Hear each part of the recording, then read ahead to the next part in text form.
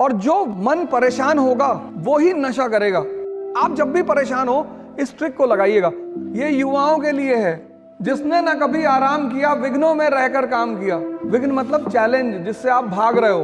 अब अगर भाग जाते तो बड़ी बेइज्जती होती।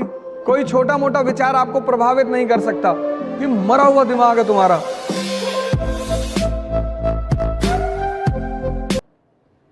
एक चीज मैं बार बार रिपीट करता हूं, इस दुनिया में सारा खेल शक्ति का है, और शक्ति के सृजन में मन की बड़ी भूमिका है। इस पूरी लाइन को सुनिएगा। शक्ति के सृजन में मन की बड़ी भूमिका है। आपका पूरा जीवन मन पे। इसलिए दुनिया के जितने भी धर्म हैं उसमें सजदा का, सर झुकाने का बड़ा इंपॉर्टेंस है। आप मंदिर में भी सर झुकाते हुए लोगों को देखोगे, मस्जिद में भी देखोगे, कहीं भी जाओगे तो सर झुकाने का बड़ा कॉन्सेप्ट है, क्योंकि मनुष्य का पूरा जीवन यहां से संचालित है। स्टीफन हॉकिंस की फोटो अगर कभी आप देखो, शरीर खराब है, मन ठीक है। नोबेल प्राइज विनर, 24 प्राइज दुनिया में। और दुर्योधन की अगर आप फोटो देखो तो पूरा शरीर ठीक है, दिमाग खराब है। मैंने कहा ना, आपने देखना बंद कर दिया। आप बादाम का तेल लगा रहे हो सर में, बादाम का शैम्पू लगा रहे हो, बादाम का साबुन लगा रहे हो, और खा रहे हो गुटखा।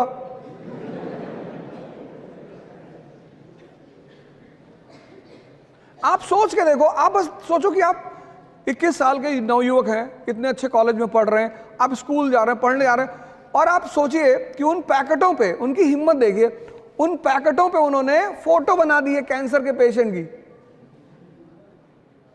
आप उनकी ताकत देखिए कि आपको वो कितना मूर्ख समझते हैं, कि मरा हुआ दिमाग है तुम्हारा। आज अगर आप, तो मुझे नहीं लगता आप में से कोई खाता होगा, लेकिन मान लीजिए अगर कोई खाता हो, तो आज आप 1 मिनट उस पैकेट को देखिएगा जहां वो फोटो बना है। बस आप गौर से एक बार उसे देखिएगा। तो जब सारा संचालन मन से होगा, सारा, तो शरीर से ज्यादा किस पे ध्यान दिया जाना चाहिए? मन पे। स्वामी विवेकानंद गए यूरोप, अमेरिका, कोई टाई नहीं, कोई सूट नहीं, कुछ नहीं, कितना सम्मान हुआ। तो वो सम्मान किसका था? ज्ञान का। आज डॉक्टर अंबेडकर भगवान के समान इस देश में हैं, वो सम्मान किसका है? उनके ज्ञान का। किसने उन्हें इतना ताकतवर बनाया? ज्ञान ने। कभी आपको मौका लगे, आप डॉक्टर अंबेडकर की एक किताब जरूर पढ़ना, कंपलसरी पढ़ना। मतलब 2 किताबें तो आपको पढ़नी चाहिए। एक एपीजे कलाम की इग्नाइटेड माइंड्स पढ़नी ही चाहिए आपको। आपको पता चलेगा कि यूथ को क्या क्या कर, उसमें 13 चैप्टर हैं, और वो 13 चैप्टर नहीं है, वो 13 नियम है। जैसे पहला चैप्टर में उन्होंने ड्रीम पे चर्चा की है, सपने पे, कि हर व्यक्ति को सपना देखना चाहिए। तो अंबेडकर की एक किताब है, डॉक्टर अंबेडकर की, Buddha and his gospel, Buddha और उनके उपदेश। प्लीज आप कम से कम जीवन में ये 2 किताब जरूर पढ़ी, एक इग्नाइटेड माइंड्स और एक बुद्धा एंड हिज गॉस्पेल। और इन दोनों किताबों का जो एसेंस है, सार, वो यही है कि व्यक्ति को सबसे ज्यादा काम अपने मन पे करना चाहिए। 5 साल से 15 साल तक आपके सामने कोई चुनौती नहीं थी। आप देखो, घर में कभी कभी डेथ हो जाती है और सारे रिश्तेदार आ जाते हैं और उनके बच्चे आ जाते हैं, तो वो बच्चे खेलते हैं वहां आपस में, उन्हें नहीं पता होता कि क्या हो गया। मतलब किसी की डेड बॉडी घर में पड़ी और बच्चे खेल रहे हैं। 15 साल के बाद आपके जीवन में, हमारे जीवन में एक चीज शुरू होती है, उस चीज का नाम है चुनौती, चैलेंज। तभी तो रश्मि रथ में एक स्टैंजा है पूरा, आप सबको वो पढ़नी चाहिए। आप राजा बनना चाहते हैं, आप कुछ बड़ा करना चाहते हैं दुनिया में, तो रश्मि रथ की वो लाइनें इतनी कीमती हैं। वसुधा का नेता कौन हुआ? वसुधा मतलब धरती, इसका नेता कौन हुआ? भूखंड विजेता कौन हुआ? सिकंदर की बात हो रही है। अतुलित यश क्रेता कौन हुआ? भगवान श्री कृष्ण। नवधर्म प्रणेता कौन हुआ? भगवान बुद्ध। अब सोचिए, कवि खुद सवाल कर रहा है, वसुधा का नेता कौन हुआ? Question mark. भूखंड विजेता कौन हुआ? Question mark. अतुलित यश क्रेता कौन हुआ? Question mark. नवधर्म प्रणेता? Question mark. कवि क्वेश्चन कर रहा है, जो आपका क्वेश्चन है उसको वो कर रहा है। जिसने ना कभी आराम किया, विघ्नों में रहकर काम किया। विघ्न मतलब चैलेंज, जिससे आप भाग रहे हो। और आप भाग क्यों रहे हो? क्योंकि आपने मन को अपने जीवन से बाहर, आप उसको साइडलाइन करते हो। इस देश में ध्यान वो लोग करते हैं ज्यादातर जो बीमार हैं। मैं बाबा रामदेव के यहां गया था, तो वहां ज्यादातर वो लोग हैं जिनको डायबिटीज है, शुगर है, बीपी है। ये रोगियों के लिए नहीं है, ये युवाओं के लिए है। जिसने ना कभी आराम किया, विघ्नों में रहकर काम किया। अब आपके जीवन में चुनौतियां आ रही हैं, आप गौर से देखो। 50% लोग जो यहां खड़े हैं मिडिल क्लास के होंगे।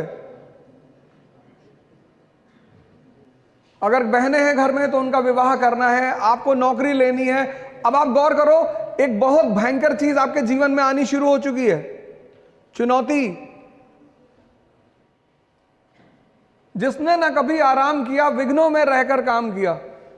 जीवन में विघ्न जब आते हैं, सोते से हमें जगाते हैं। कैसे? मन को मरोड़ते हैं पल पल। आप देखो कितने परेशान रहते होंगे, अनरेस्ट में रहते होंगे, मन नहीं लगता होगा, गुस्सा आता होगा, चिड़चिड़ापन पैदा हो रहा होगा। ये सब चीजें शुरू हो चुकी होंगी। अगर आप अपने जीवन को इंट्रोस्पेक्ट अभी करो, ये वही दौर है आपका, सब इससे गुजरते हैं। मन को मरोड़ते हैं पल पल। आप सोचो, जब आप 4-5 लोग रहते हो तो आप रिलैक्स रहते हो। जैसे आप अकेले होते होगे, आपको बेचैनी शुरू हो जाती होगी। ये चीज इस यहां जितने लोग खड़े उसमें से 80% को होता होगा, गारंटी। आपको बेचैनी, आप चाहते हो कि बाहर निकल जाए, अकेले ना रहें, नींद रात में नहीं आएगी, तो आप कहोगे कि रात भर मैं पढ़ता हूं। जब पलटते पलटते थक जाते होगे तब सुबह नींद आती होगी। मन को मरोड़ते हैं पल पल, तन को कहीं बीमारी हो गई, कहीं पेट में दर्द हो गया, किसी को माइग्रेन होगा। आजकल के सबसे बड़ा रोग माइग्रेन है। माइग्रेन इसीलिए कि सपने भी बड़े हैं और चुनौतियां भी बड़ी हैं, और दोनों में लड़ाई चल रही है। ध्यान मतलब देखना, अपने आप को देखना। उसमें एक प्रक्रिया है। भारत में बड़े सारे सेंटर्स हैं, विपासना के सेंटर्स हैं। बुद्ध ने ये खोज की थी इस विधि की, विपासना की। विपासना का मतलब होता है अनपान सत्य, अपने आप सांसों को आते जाते हुए देखना। आप जब भी परेशान हो, इस ट्रिक को लगाइएगा, अपनी सांसों को देखिएगा। आपका मन क्या है ये आपको नहीं पता, विचार कहां से आते हैं ये आपको नहीं पता, और विचार कौन से आएंगे ये भी आपको नहीं पता। मैं क्लास ले रहा था अर्ली इन द मॉर्निंग 8 बजे। एक लड़का आगे ही बैठा था और 700-800 की क्लास थी। तो कुछ देर बाद वो बाहर निकला, फिर आ गया। तो ऐसा होता रहता है, लड़के जाते रहते हैं आते रहते हैं, वो कोई दिक्कत नहीं है। फिर 15 मिनट बाद वो फिर बाहर निकल गया। तो मुझे लगा इसका शायद तबीयत खराब होगी, फिर आगे बैठा। फिर तीसरी बार जब वो उठा तो मैंने उसे रोका, मैंने कहा क्या हो रहा है? कह रहा सर मुझे बार बार लग रहा है कि भूकंप आ रहा है। ये तुम्हारा मन ही तो है, विचार फेंक देता। तुम बैठे हो, और विचार कब फेंकेगा? जब पढ़ने बैठोगे तब। तू पूरे दिन घूमो, ये तुमसे कुछ नहीं कहेगा। जैसे तुमने किताब खोली, एक विचार फेंक देगा, सीतापुर वाली बुआ पापा से मकान में हिस्सा मांग रही।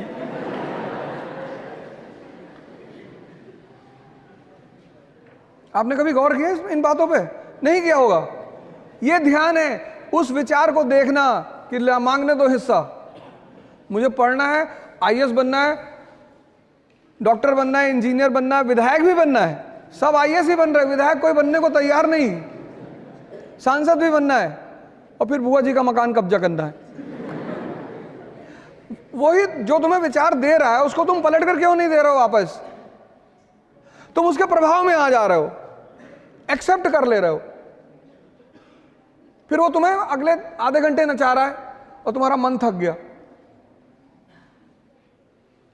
मैं सब लोगों से हाथ जोड़कर अपील कर रहा हूं, जोड़ लिया, कि आप सभी लोग ध्यान से जुड़ें। ये जो मन का मरोड़ आपके अंदर चल रहा है ना, ये जो आप परेशान हैं, और जो मन परेशान होगा वो ही नशा करेगा। नशा की शुरुआत महान लोग कराते हैं, जिनको हम दोस्त कहते हैं। उनको पता होता है कि नशे के रोल क्या है, जो कर रहे होते हैं उनको पता होता है कि ये चीज क्या है। तो अगर आप नहीं करते हैं तो वो आपको पकड़ेंगे और फिर आपको किसी ना किसी तरह से, लड़कियों को तो बहुत बचना चाहिए, क्योंकि सबसे ज्यादा तो लड़कियों को पकड़ लेंगे। मॉडर्न वुमन, तो मॉडर्न वुमन क्या बनेगी? इंदिरा गांधी बनेगी, कल्पना चावला बनेगी, लक्ष्मी सिंह बनेगी। लक्ष्मी सिंह जी हमारे यहाँ की कमिश्नर है, बहुत धाकड़ आईपीएस ऑफिसर है वो, यूपी कैडर की। टीना दाबी बनेगी, निशा ग्रेवाल 23 साल की लड़की, 22 साल में उसका सिलेक्शन हुआ था, गांव से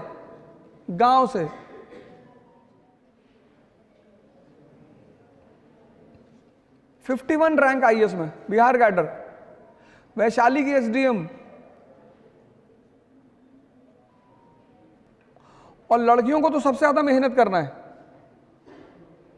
क्योंकि जितना सम्मान और जितना प्रेम आपको पिता आपका देगा, उतना शायद हमारा समाज है, समाज की कुछ लक्षण है। हमारे यहाँ समाज में बहू से बड़ी एक्सपेक्टेशन होती है। पता लगा आपकी शादी हुई तो माता जी ने कहा हम सुबह 4 बजे चाय पीते हैं। 4 बजे?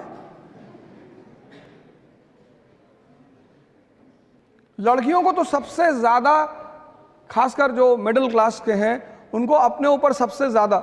लड़कों का तो, इसलिए मैं लड़कों को बुरा मानने की जरूरत नहीं है, मैं बार बार इसको बोलता भी हूं। किसी भी समाज, किसी भी देश, किसी भी परिवार की जो ताकत है वो उसकी स्त्री पर ही डिपेंड करता है। हेलो बेटा। हेलो सर, मैं अनका सिंह एंड एक्चुअली मुझे परेड में जाना है, इसलिए मैं जो प्लीज बेटा प्लीज। थैंक यू सर, एक फोटो ले लूँ? ले लो, ये देखो ताकत।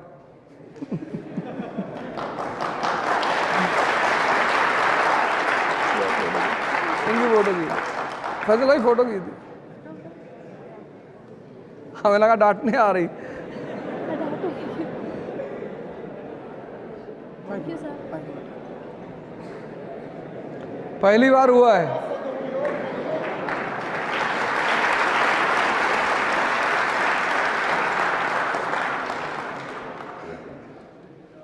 तो मैं आप सभी लोगों से कहूंगा कि ये जो आप जिस दौर से गुजर रहे हैं, ये सब कोई ऐसा नहीं आपके साथ हो रहा है। प्रभु राम, इसीलिए प्रभु राम है। तपस्या, तप शब्द जो है वो गर्मी से निकला है, हीट से। भारत का एक बहुत प्यारा शब्द है तपस्या, गर्मी। हम जब पढ़ना शुरू किए तो हमें तो कुछ नहीं आता था, और चले गए आईएएस की तैयारी करने, और पहले दिन इकोनॉमी की क्लास, और जो टीचर पढ़ा रहा था दुनिया के बेहतरीन टीचरों में से एक, और वो समझा रहे थे जीडीपी रोलिंग इन दिस। हमें लगा ये क्या बता रहे भैया। और मैं देखा क्लास में सारे लड़के एकदम तन के बैठे हुए, हिंदू न्यूज़पेपर लिए हुए, और वापस भाग भी नहीं सकते थे। मोहल्ले में सबको बता के आए थे कि भैया आईएएस की तैयारी करने जा रहे हैं। अब अगर भाग जाते तो बड़ी बेइज्जती होती कि ये कमिश्नर साहब। तो फिर जो कोचिंग का मैनेजमेंट जिसके हाथ में था, बॉस था, मैं उनसे मिलने गया। मैंने कहा सर हमको कुछ नहीं आता। बोले बहुत अच्छा, यहां किसी को कुछ नहीं आता। मैंने जब कोचिंग खोली थी तो मुझे भी नहीं आता था, पर आना चाहिए। मैंने कहा जी सर कैसे? तो बोले बेसिक्स से शुरुआत करो।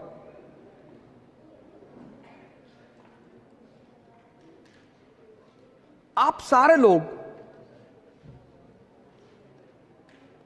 ध्यान और योग की शुरुआत करिए। यह रिक्वेस्ट है मेरा आपसे, क्योंकि चुनौतियों से तभी लड़ पाओगे जब तुम्हारे अंदर ताकत होगी। मोटिवेशन एक उधार की चीज है जो मजदूरों के लिए होती है। इस बात को डायरी में लिख लो। यह मोटिवेशन की कहानी किसने शुरू की थी? वो फोर्ड ने, अमेरिका का व्यापारी बिजनेसमैन फोर्ड। उसको पता चला कि मजदूर ज्यादा काम नहीं कर रहे हैं, तो उसने कहा इनको मोटिवेट करो। Motivation is for workers, not for Kings.